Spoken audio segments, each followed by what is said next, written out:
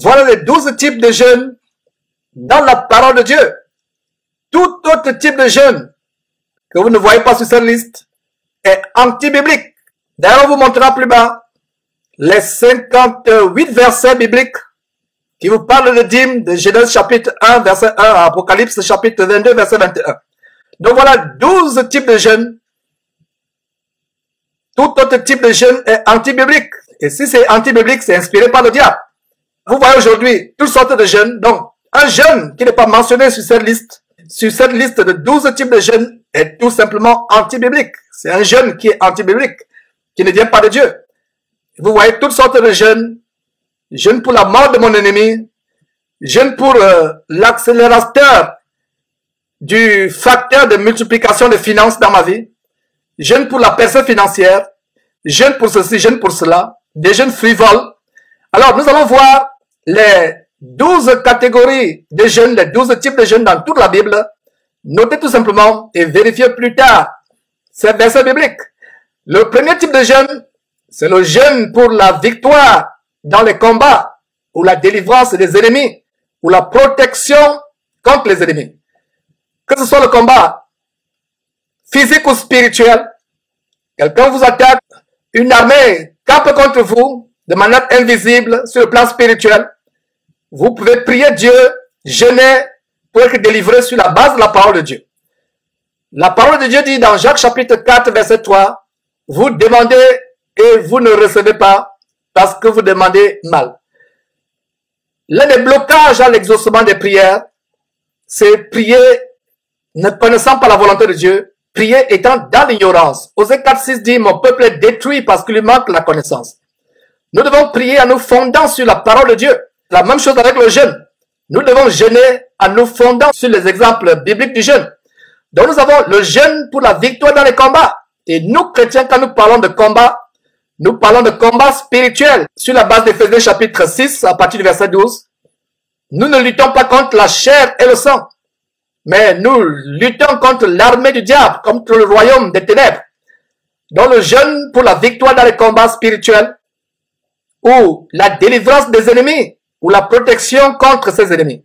Alors vous avez les versets Juges chapitre 20, verset 26, 2 Chroniques chapitre 20, verset 3, Esdras chapitre 8, verset 22 à 23, Esther chapitre 4, verset 3, Esther chapitre 4, verset 16, Esther chapitre 4, verset 39, plutôt Esther chapitre 9, verset 31, Somme chapitre 69, verset 10, Somme 109, verset 24.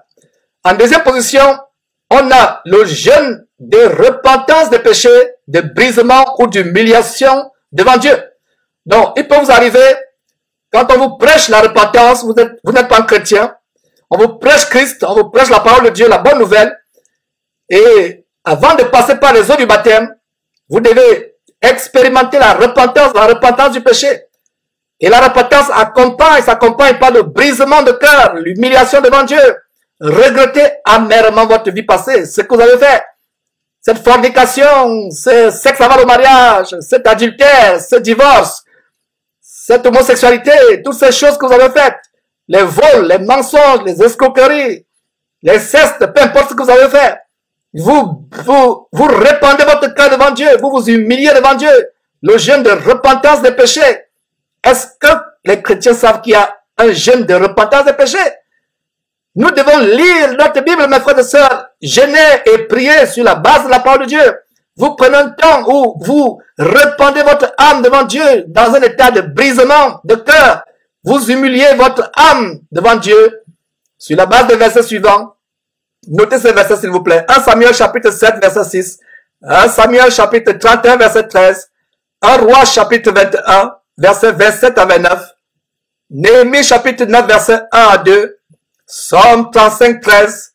Daniel chapitre 9 verset 3. Joël chapitre 1 verset 13 à 14. Joël chapitre 2 verset 12 et 15. Jonas chapitre 3 verset 5. D'ailleurs, on a fait une émission sur Jonas.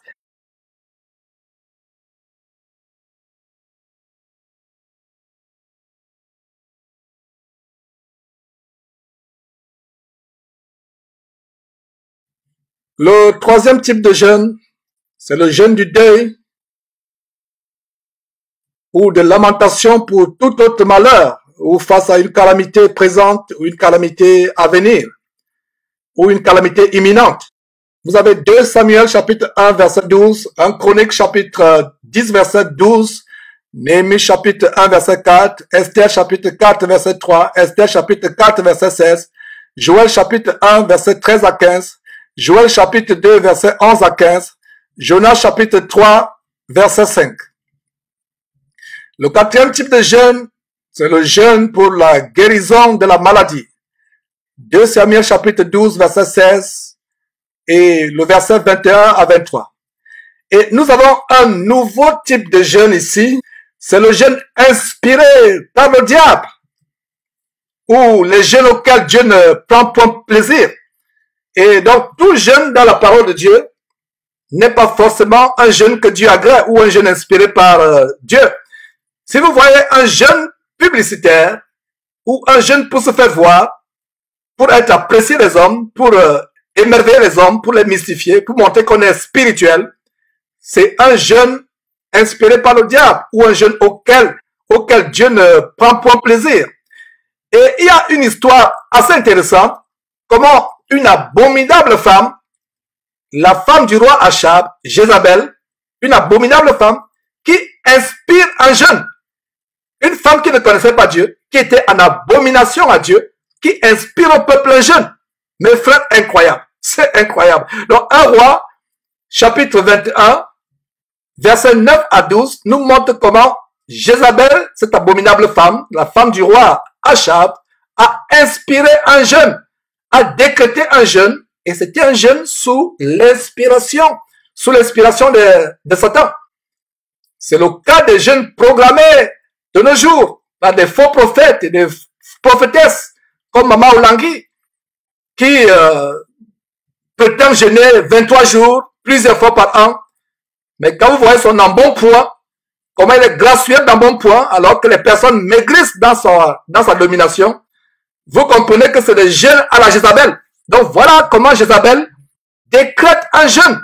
Donc ces abominations où les gens décrètent des jeûnes, jeûne de ceci, jeûne de cela, mes frères et sœurs, pouviez-vous imaginer dans la Bible des jeûnes inspirés, décrétés par des faux apôtres, des faux prophètes, des fausses prophétesses? Le jeûne décrété par Isabelle, roi d'Achab. Un jeûne inspiré par le diable. C'est le cas aujourd'hui. J'ai parlé de Maman Langui, Maman 100 jours. Au Congo, à travers le monde. Il y a d'ailleurs une femme qui est morte en Côte d'Ivoire après avoir tenté un jeûne de 40 jours. Incroyable. Voilà donc des jeûnes qui sont inspirés par Satan. Comme le cas de ces pasteurs qui sont morts, noyés, pour avoir tenté la traversée d'un fleuve ou d'une rivière ou d'avoir tenté de marcher sur l'eau comme Jésus-Christ. Et la personne meurt. Et quand la personne meurt, qu'est-ce que vous concluez? C'est inspiré par Satan. La Bible dit que personne ne tente Dieu. On ne tentera pas Dieu. C'est un commandement du Seigneur. Donc ces jeûnes qui sont faits par ces abominables personnes, c'est des jeûnes inspirés par Satan. Jeûne de 40 jours, jeûne de 23 jours.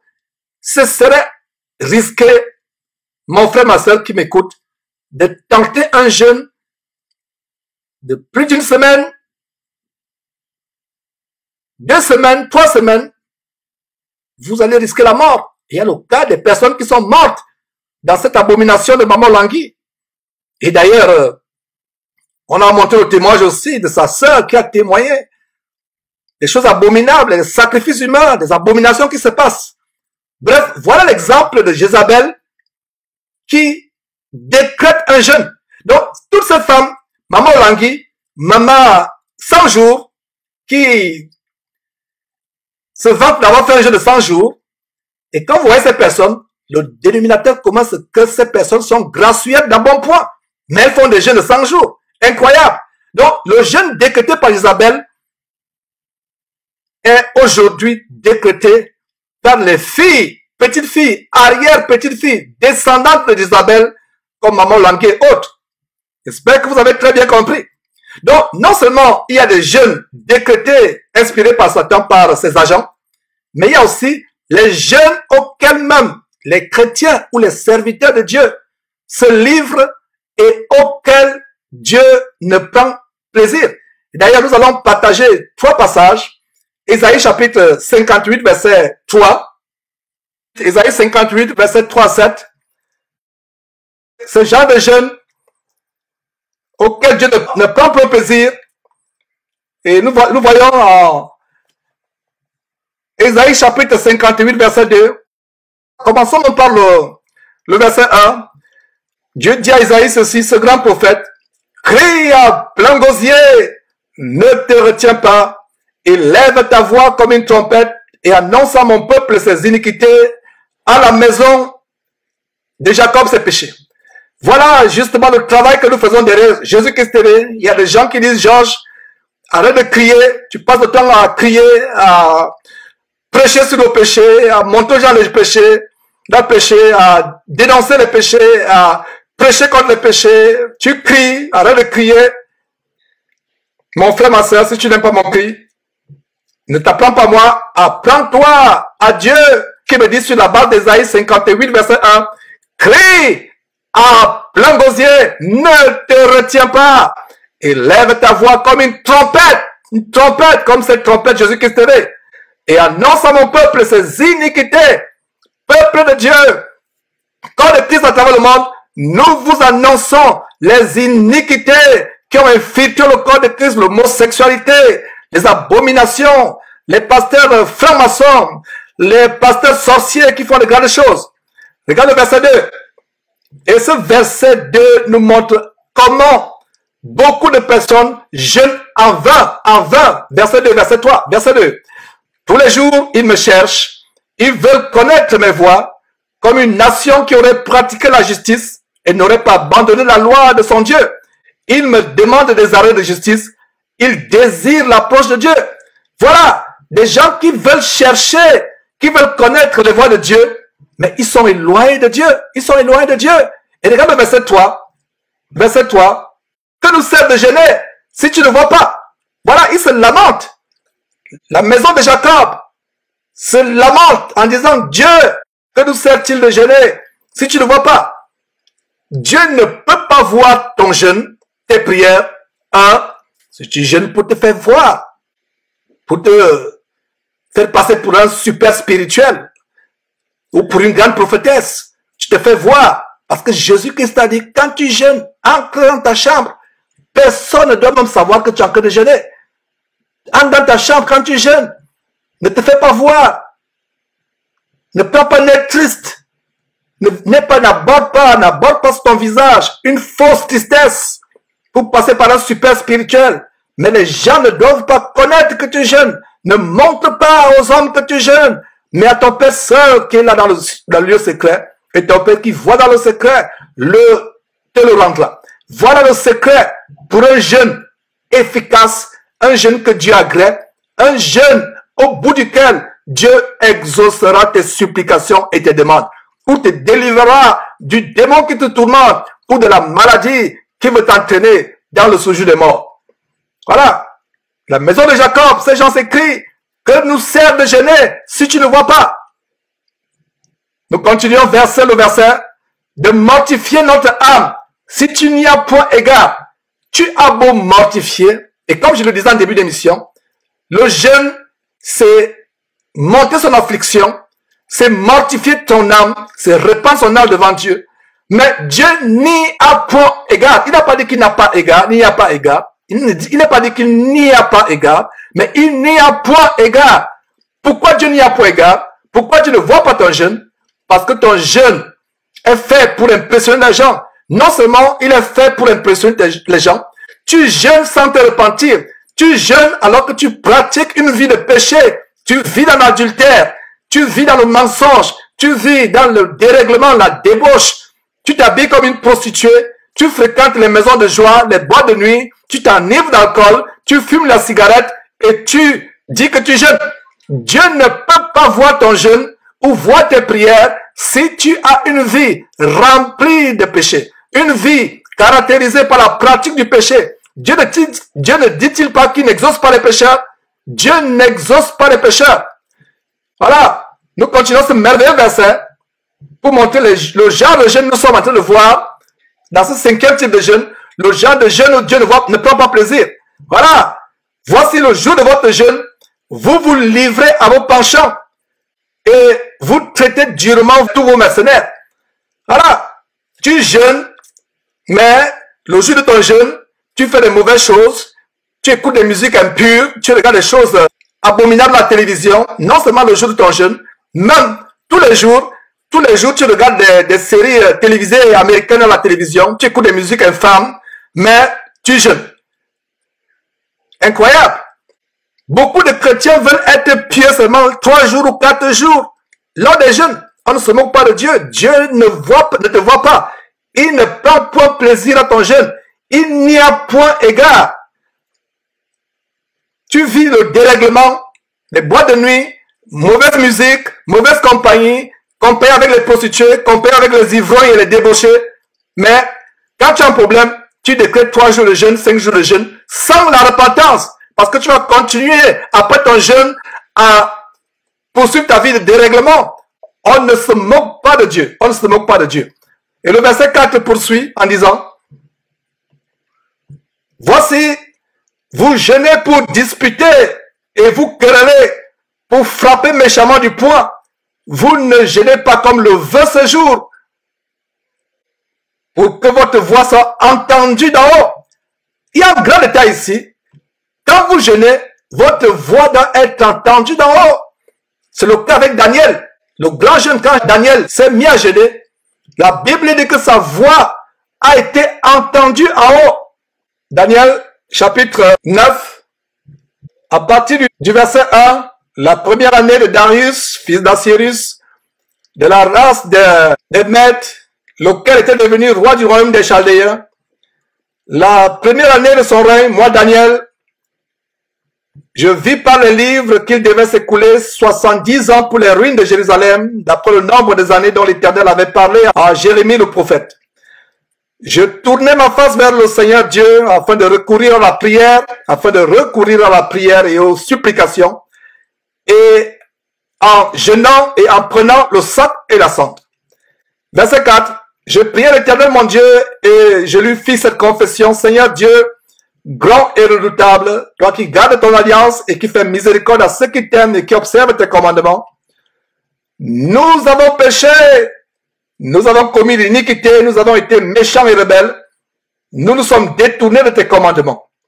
Ainsi de suite. Et vous voyez, il continue à prier. Vous voyez comment le jeûne de Daniel est accompagné par la repentance. Il reconnaît ses péchés.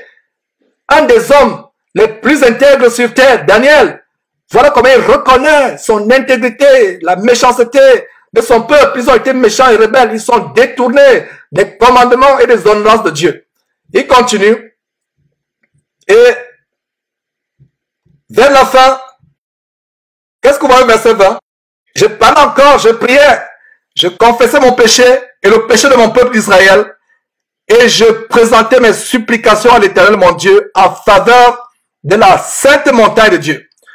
Aujourd'hui, la Jérusalem céleste, la Sion spirituelle céleste, c'est le corps de Christ. Donc, nous devons présenter des supplications pour le corps de Christ, jeûner pour le péché, des frères et sœurs en Christ, et même pour nous-mêmes. D'ailleurs, on va voir cela dans un autre type de jeûne plus tard. Donc, il parle encore, verset 21, je parlais encore dans ma prière, quand l'homme Gabriel, que j'avais vu précédemment dans une vision, s'approcha de moi d'un vol rapide au moment de l'offrande du soir. Vous faites tout le contexte, mais quelques morceaux choisis. Lorsque tu as commencé à prier, la parole est sortie et je viens pour te l'annoncer. Car tu es un bien-aimé. Sois attentif à la parole et comprends la vision. Voilà donc comment le bien-aimé aux yeux de Dieu. L'ange dit à Daniel, un bien-aimé, mon frère, si nous péchons, nous vivons dans la luxure, la débauche, le dérèglement, la rébellion au commandement de Dieu, ça ne vaut pas la peine de jeûner. Les gens aujourd'hui jeûnent de manière rituelle. Ils pensent que les jeûnes, c'est des formules de magie. Vous vivez dans la prostitution, le mensonge, la fausseté, le faux. Vous jeûnez, vous pensez que le fait de vous priver de nourriture pendant 2-3 jours, ça va forcer la main de Dieu. Pas du tout. Dieu n'est pas un garçon de course que vous allez manipuler. Voilà comment Daniel a commencé à prier et la prière est montée en haut. Et dans Ésaïe qu'est-ce que nous voyons? Verset 4, Isaïe 58, verset 4. Voici, vous gênez pour disputer et vous quereller, pour frapper méchamment du poing. Vous ne gênez pas comme le veut ce jour. Et nous voyons comment Jésus voudrait que nous gênions. De manière discrète, de manière privée, étant joyeux. Donc, vous ne gênez pas comme le veut ce jour, pour que votre voix soit entendue d'en haut. Entendue en haut. On voit comment la voix de Daniel a été entendue. Il était encore en train de prier, que la voix a été entendue. Vous pouvez voir au verset 5 et 6. Est-ce que là, le jeûne auquel je prends plaisir, un jour où l'homme humilie son âme, courber la tête comme un jonc, et se coucher sur le sac et la cendre, est-ce là ce que tu appelles un jeûne, un jour agréable à l'Éternel? Qu'est-ce que le Seigneur dit ici? Ce n'est pas le fait de te courber ta tête comme un jonc, te coucher sur le sac et la cendre, arborer un visage triste que tu vas appeler cela un jeûne. C'est sur la base de ce verset que Jésus-Christ nous a donné un jeûne merveilleux, plus excellent, qui ne se limite plus à l'extérieur, au paraître, pour se faire voir des hommes. Vous vous allongez sur le sac pour montrer aux gens que vous jeûnez, que vous êtes pieux. Vous voyez, même ces soi-disant chrétiens qui font des jeûnes, ils disent je déclare un jeûne, je décrète un jeûne. Il y a des églises où ils viennent avec des sacs, ils dorment sur les sacs. Non, ce n'est pas cela. Ce n'est pas ce jeûne que Dieu prend plaisir. Vous courbez votre tête comme un jonc, vous vous couchez sur le sac et sur la cendre. Ce n'est pas ce qui est par Dieu. Ce n'est pas ça à quoi Dieu prend plaisir. Le verset 6 et 7 nous montre qu'est-ce qu'il faut faire pour que Dieu agrée votre jeûne. Voici, verset 6, le jeûne auquel je prends plaisir. Détache les chaînes de la méchanceté. Mon frère, ma soeur, si tu veux jeûner et avoir un jeûne qui est agréé par Dieu, détache les chaînes de la méchanceté. Dénoue les liens de la servitude, le péché qui te rend esclave, le péché qui te met dans la servitude, qui te rend asservi. Délie les liens, dénoue les liens de la servitude, renvoie les opprimés que tu as enfermés dans ton cœur, les personnes dans ton cœur que tu ne veux pas pardonner. La Bible dit, quel que soit le mal que quelqu'un vous a fait, pardonnez, pardonne même tes ennemis, les pires ennemis, pardonne-leur, renvoie les opprimés, libère les gens de ton cœur. Ton cœur s'est transformé à une prison où des personnes sont enfermées, renvoie libre les opprimés. Et qu'on rompe toute espèce de joug. Les personnes que tu as rendues esclaves, spirituellement, physiquement, ou que tu as enfermées, comme je le disais, dans ton cœur. Libère ces gens. Pardonne-leur. Fais-les sortir de ton cœur. Libère-les de ton cœur. Pardonne-leur. Il n'y a plus de grâce, de ressentiment, d'animosité à leur égard. Verset 7. Partage ton pain avec celui qui a faim et fais ancrer dans ta maison les malheureux sans asile. Voilà. Même les pauvres que vous ne connaissez pas, exercez l'hospitalité, car certains, en le faisant, ont hébergé les anges sans le savoir. Si tu vois un homme nu ou un pauvre, couvre-le et ne te détourne pas de ton semblable. Aime ton semblable comme toi-même. Voilà le jeûne auquel Dieu prend plaisir. Si tu te comportes comme cela, ton jeûne sera agréé.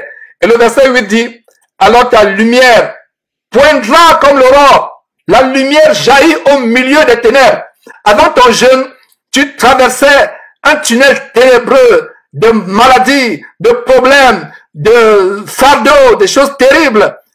Alors, la promesse merveilleuse au verset 8, ta lumière poindra comme l'aurore et ta guérison germera promptement. La guérison, tu as peut-être fait ce jeûne pour guérir, pour avoir la délivrance, pour échapper à la mort. La Bible promet que si tu jeûnes, étant une personne qui obéit à Dieu, qui est bonne, qui se détourne du mal, alors la lumière poindra comme l'aurore du milieu des ténèbres et ta guérison germera promptement.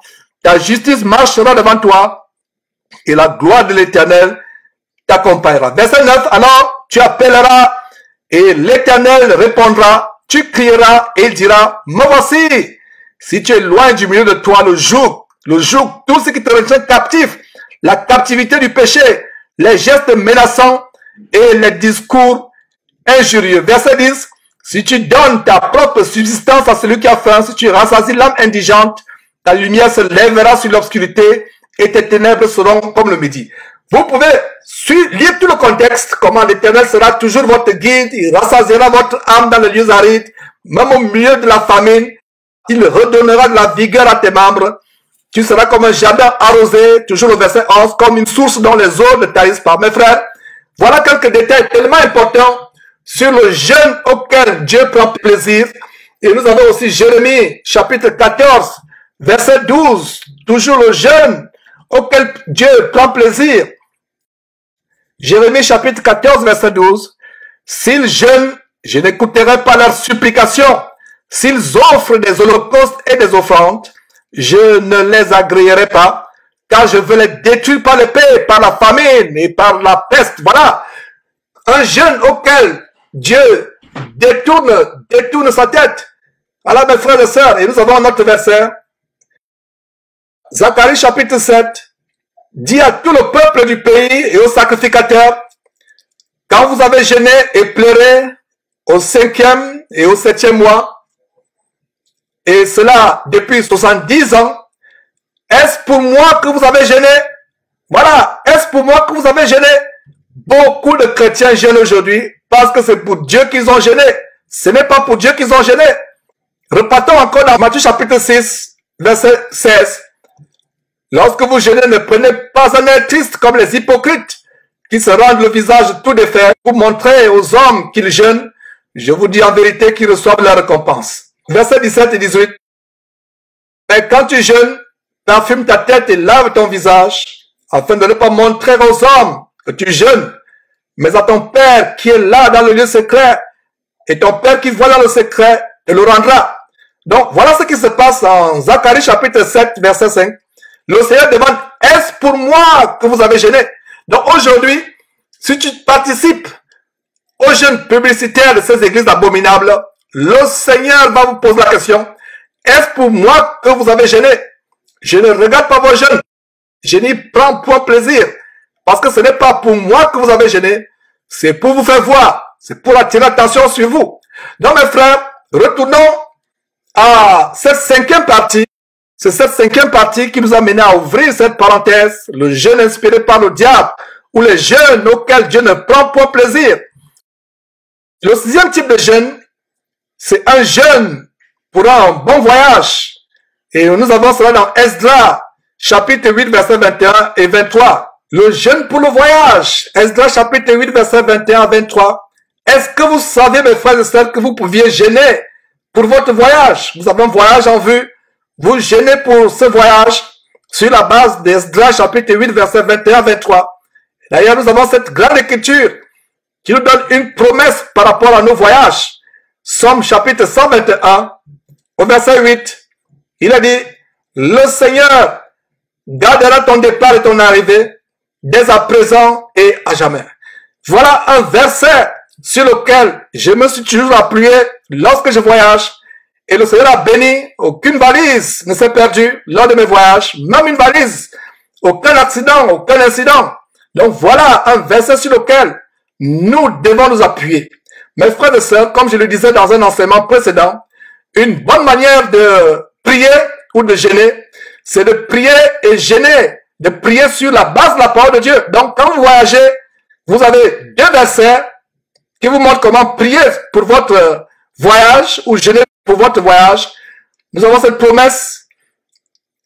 Somme chapitre 121. L'Éternel gardera ton départ et ton arrivée dès maintenant et à jamais. Et nous avons Esdras chapitre 8 versets 21 et 23. Notez tout simplement. Le 7e type de jeûne, c'est le jeûne d'intercession ou le jeûne en faveur d'un autre croyant ou même en faveur du peuple de Dieu. Vous avez Esther chapitre 4 verset 16, Daniel chapitre 9 verset 3, le chapitre 9 qu'on venait de lire. 8e type de jeûne, le jeûne pour chasser les démons ou pour être délivré d'un démon. Le Seigneur Jésus nous montre comment en Matthieu chapitre 17 verset 21, il y a des catégories de démons qui ne peuvent être chassés que par le jeûne. 9e type de jeûne, le jeûne comme service de Dieu. Et vous voyez cette merveilleuse femme Anne qui servait le Seigneur en Luc chapitre 2 verset 37 avec le jeûne. Il y a des sœurs qui posent des questions. La Bible m'interdit d'enseigner, c'est vrai, je suis d'accord. La Bible m'interdit de prendre l'autorité dans le corps de Christ en exerçant un quelconque ministère tel que pasteur, évêque, etc. Je suis d'accord. Mais frère Georges, comment puis-je servir le Seigneur? Luc chapitre 2, verset 37 nous montre qu'il y a un jeûne comme service de Dieu. Et il faut aussi voir Actes chapitre 13, verset 2, 2 Corinthiens chapitre 6, verset 5, 2 Corinthiens chapitre 11, verset 27. Lisez tous ces versets, mes frères et sœurs. Lisez tous ces versets qui vont vous amener à développer cette pratique de fouiller votre Bible, de la lire. 10e type de jeûne, le jeûne constant dans le ministère, un jeûne qui est constant, qui est récurrent, répétitif. On a Actes chapitre 13, verset 2 qu'on venait de citer. On a à nouveau ces deux versets, 2 Corinthiens 6, 2 Corinthiens chapitre 6, verset 5, 2 Corinthiens chapitre 11, verset 27. Il y a le jeûne avant l'imposition des mains. La Bible dit, et c'est le commandement que Dieu, par Paul, donna à Timothée, de ne pas imposer les mains avec précipitation. En Timothée chapitre 5, verset 22, de ne pas imposer les mains avec précipitation. Disons le verset 22, n'impose les mains à personne avec précipitation et ne participe pas au péché d'autrui. Toi-même, conserve-toi pur. Il y a eu des cas où des personnes se sont imposées les mains par des faux pasteurs qui prennent des pouvoirs occultes auprès des sirènes des eaux ou auprès des prêtres vaudous. Il y a une sœur qui m'a fait un témoignage. Un prêtre, un faux prêtre lui a imposé les mains et juste après, elle est devenue épileptique. Elle n'avait jamais eu l'épilepsie. Voilà que les démons d'épilepsie sont entrés par l'imposition des mains. Donc, nous ne devons pas imposer les mains avec précipitation. Et vous allez voir dans Jacques chapitre 13, verset 3, les disciples de Christ ont jeûné avant d'imposer les mains.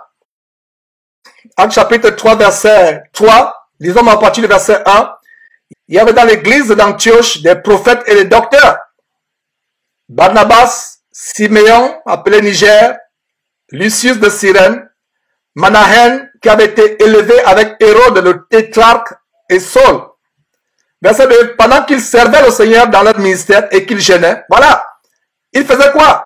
Ils servaient le Seigneur dans leur ministère. Et ce service s'accompagnait par les jeûnes. Donc, pendant qu'ils servaient le Seigneur et qu'ils jeûnaient, le Saint-Esprit dit, mettez-moi à part Barnabas et Saül pour l'œuvre à laquelle je les ai appelés. Maintenant, le verset 3, alors, après avoir jeûné et prié, ils leur imposèrent les mains et les laissèrent. Voilà comment ils imposèrent les mains à Barnabas et Saül, qui n'est rien d'autre que l'apôtre Paul. Saül, c'est l'apôtre Paul. Donc, après avoir jeûné et prié, ils imposèrent les mains et les laissèrent partir. Voilà comment l'Esprit Saint dit, mettez à part Barnabas et Saul. Et avant que Barnabas et Saul ne soient consacrés, ne soient mis à part, il fallait qu'on leur impose les mains. Ce n'est pas avec précipitation qu'on leur a imposé les mains. Il a fallu qu'ils jeûnent. Donc, ces pasteurs aujourd'hui, qui s'empressent à imposer les mains, qui imposent les mains à tort à travers, faites attention, bien-aimés frères et sœurs en Christ. Faites attention, comme cette vidéo qu'on a montrée, où un autoproclamé pasteur en Côte d'Ivoire, dans une ruelle de la Côte d'Ivoire, force l'imposition des mains sur la tête d'un fou. Finalement, c'est sur lui que le fou imposait les mains. Vous pouvez regarder cette vidéo insolite à ce lien, sur cette page. Voilà. Il force l'imposition des mains.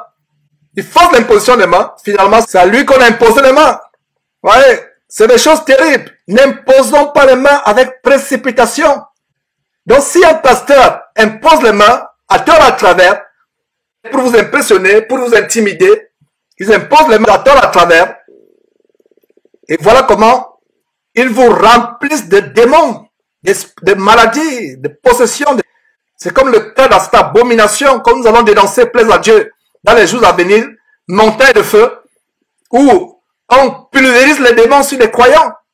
Ce n'est pas la seule abomination. Ce n'est pas la seule soi-disant église. Elles sont nombreuses. Mais nous allons nous focaliser dans les jours à venir sur montagne de feu. Ce feu étranger qui vient des tréfondeurs, des quartiers généraux de Satan, du royaume des ténèbres, pour embraser la vie des croyants et les entraîner dans l'enfer. Nous allons exposer cela. Les témoignages ont commencé à fuser. Nous avons commencé à recevoir des témoignages des personnes qui ont été possédées.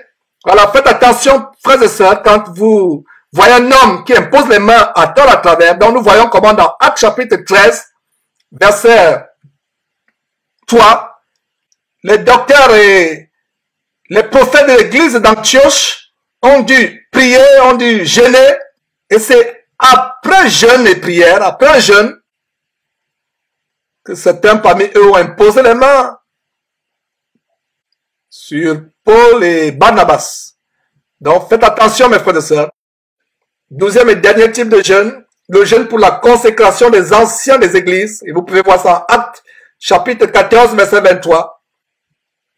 Nous allons terminer tout simplement par la liste de tous les versets bibliques qui mentionnent le jeûne, donc tous les 58 versets bibliques qui mentionnent le jeûne. Nous avons couvert toute la Bible, de Genèse 1.1 à Apocalypse 22-21. Donc si quelqu'un trouve un autre verset mentionnant le jeûne dans le sens de jeûne et prière, pas dans le sens d'être à jeûn ou de s'abstenir de nourriture, mais dans le sens du jeûne et de la prière. Donc voilà la liste de ces 58 versets dans toute la Bible qui mentionnent le jeûne. Donc je vais faire circuler doucement.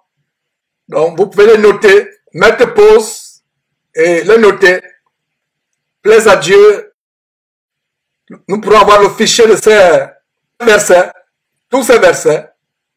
Donc tous ces 58 versets, nous les avons regroupés aux 12 types de jeûnes que je viens de vous exposer. Donc voilà la liste des 58 versets de la Bible qui parlent de jeûne.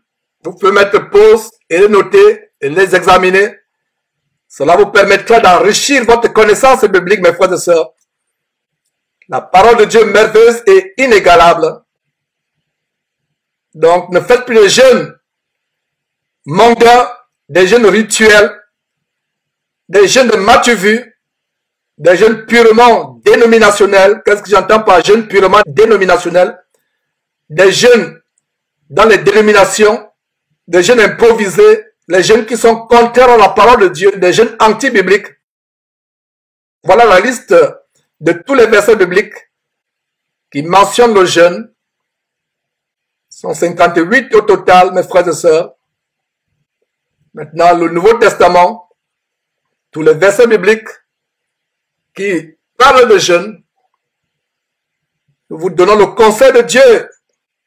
Vous connaîtrez la vérité vous affranchira. Prenez votre salut au sérieux. Qu'aucun pasteur ne prenne plus votre vie spirituelle en otage. Prenez votre salut au sérieux. Que votre salut soit entre vos mains. Et levez votre salut, votre vie en Christ à Dieu. Sortez des filets des oiseleurs qui vous enseignent des choses pernicieuses. Donc voilà la liste de tous les versets bibliques parlant du jeûne. Donc mes frères, voilà le conseil du Seigneur Jésus-Christ que nous vous avons donné sur comment jeûner véritablement. C'est un plaisir de vous montrer ces choses. Plaise à Dieu, nous poursuivrons très bientôt avec la 10e partie de cette série. Tout ce que Jésus-Christ a enseigné. Vous connaîtrez la vérité et la vérité vous affranchira.